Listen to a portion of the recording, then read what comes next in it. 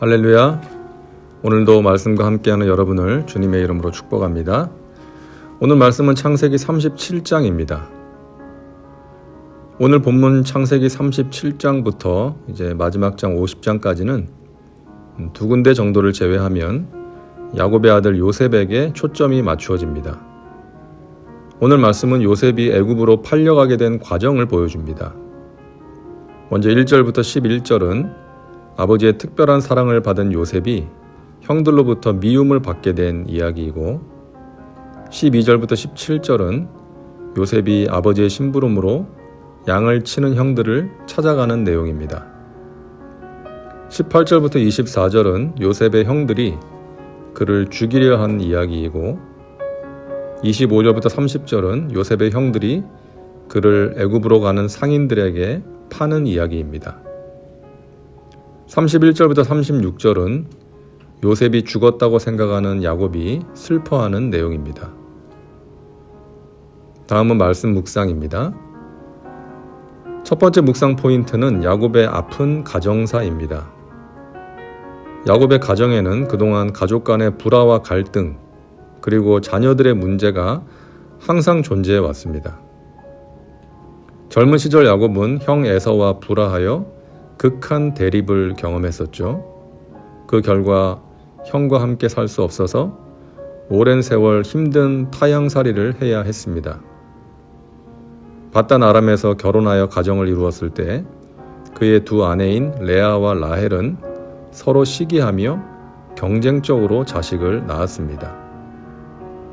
아내들 간의 시기와 갈등이 있었기 때문에 그 가정에 평화가 있을 수 없었겠죠. 가나안 땅에 돌아와서 세겜에 거주할 때에는 그의 하나밖에 없는 딸 디나가 성폭행을 당하고 아들들이 피해 보복을 하는 끔찍한 일을 경험하기도 했습니다. 헤브론으로 향할 때는 사랑하는 아내 라헬이 베냐민을 낳다가 죽었고, 얼마 후에는 장남 르우벤이 야곱의 첩인 비라와 동침했다는 소식을 들어야 했습니다. 오늘 말씀은 야곱의 가정의 불화와 아픔에 대한 이야기를 계속해서 이어갑니다. 이번에는 그가 가장 사랑하는 아들 요셉과 다른 아들들 간의 심각한 갈등입니다. 이 갈등으로 인해 결국 야곱은 요셉이 죽었다고 생각하게 됩니다. 아들들이 요셉의 옷에 염소의 피를 묻혀서 아버지를 속였기 때문이죠. 이런 가정의 위기와 갈등이 생기게 된 배경에는 편애가 있었습니다. 아내들 간의 갈등, 아들들 간의 갈등, 부자 간의 갈등, 모자 간의 갈등, 이러한 가족 구성원들 간의 갈등의 원인 중 하나는 편애였습니다. 야곱은 어머니 리브가의 편애를 받았습니다. 또한 라헬을 편애했으며 요셉을 편애했습니다. 요셉은 야곱이 너무나도 사랑했던 라헬이 오랜 기다림 끝에 얻은 아들이었기 때문이었죠. 그래서 요셉을 특별하게 생각했고 그렇게 대우했습니다. 야곱은 요셉에 대한 사랑을 노골적으로 드러내면서 요셉에게만 특별히 채색 옷을 지어서 입게 합니다. 이 옷은 다른 형제들이 입었던 옷과는 다른 화려하고 비싼 일종의 예복과 같은 옷이었습니다. 요셉에게 이런 옷을 입혀주었다는 것은 힘든 노동에서 열애시켜 주었다는 것을 의미하는 것이죠.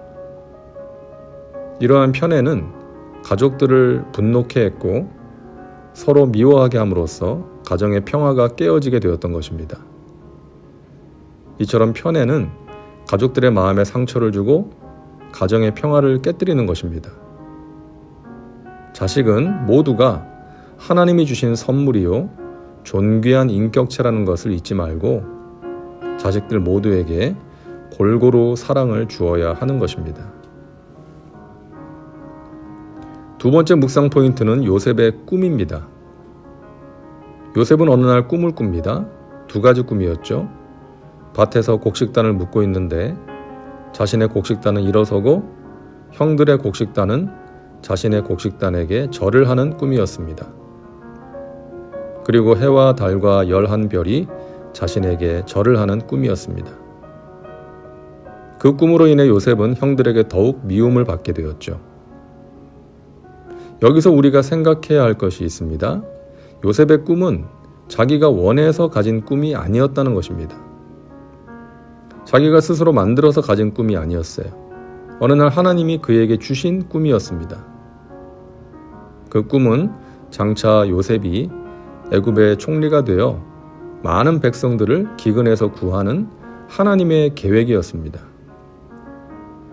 우리가 가져야 하는 꿈은 스스로 만들어내는 꿈이 아니라 하나님으로부터 주어지는 꿈입니다. 그 꿈은 우리를 향한 하나님의 계획입니다. 우리를 통해 이루시고자 하는 하나님의 뜻입니다. 그러므로 우리가 해야 할 일은 하나님과의 친밀한 관계 속에서 살아가는 것입니다. 그래서 꿈과 기도는 함께 가는 것이죠. 기도하는 자에게 꿈을 주십니다. 기도함으로 꿈을 이루는 과정에 찾아오는 고난을 극복할 수 있고 마침내 꿈을 이루시는 하나님을 경험하게 되는 것입니다. 하나님이 주시는 꿈은 타인지향적이라는 특징을 갖습니다. 요셉이 애굽의 총리가 되어 명예와 권력을 얻고 잘 먹고 잘 사는 것으로 끝났다면 그것은 하나님 보시기에는 별 의미가 없는 것입니다. 요셉이 애굽의 총리가 된 것 자체가 중요한 것이 아니라 총리가 되어 많은 사람을 기근에서 살렸다는 것이 중요합니다. 성공을 꿈꾸는 사람들이 있습니다. 높은 자리에 올라가고 많은 돈을 벌기를 원합니다. 그런데 하나님은 물으시는 거예요. 너가 성공해서 무엇을 할래? 높은 자리에 올라서 무엇을 할래? 돈 많이 벌어서 무엇을 할래? 물으시는 거예요. 목적이 뭐냐는 것이죠. 단지 너 잘되기 위해서? 그렇다면 그것은 하나님께서 기뻐하시지 않는다는 것입니다. 그런 꿈은 이루고 나서도 허무합니다. 계속해서 목이 마른 것이죠. 최고 권력을 얻고서도 넘어진 사람들 많지 않습니까? 엄청난 돈을 벌고도 자살하는 사람이 있지 않습니까? 그래서 하나님의 꿈은 야망과 구별됩니다. 자신의 욕심을 위한 꿈이 아닌 하나님이 주시는 거룩한 꿈, 다른 사람들을 살리고 복되게 하는 일에 쓰임받는 꿈을 가져야 합니다. 이 세상에서 알아주는 꿈이 아닌 영원한 나라에서 알아주는 꿈을 가져야 합니다. 다음은 말씀 적용입니다. 가정의 평화를 위해 그리고 자녀들이 온전한 믿음으로 살도록 하기 위해 무엇을 해야 할까요? 믿음의 사람은 꿈꾸는 사람입니다. 하나님이 주시는 꿈을 가진 사람입니다. 당신의 꿈은 무엇입니까? 이제 기도합니다. 사랑과 은혜가 풍성하신 하나님, 오늘도 말씀과 함께 살게 하시니 감사합니다. 우리의 가정을 하나님 친히 다스려 주옵소서. 사랑으로 행복한 가정 되게 하여 주옵소서.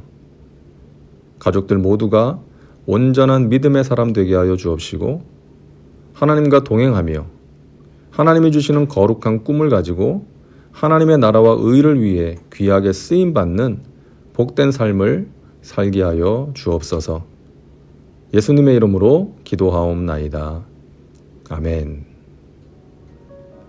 오늘도 말씀과 함께 은혜 가운데 거하시기 바랍니다. 여러분 사랑하고 축복합니다.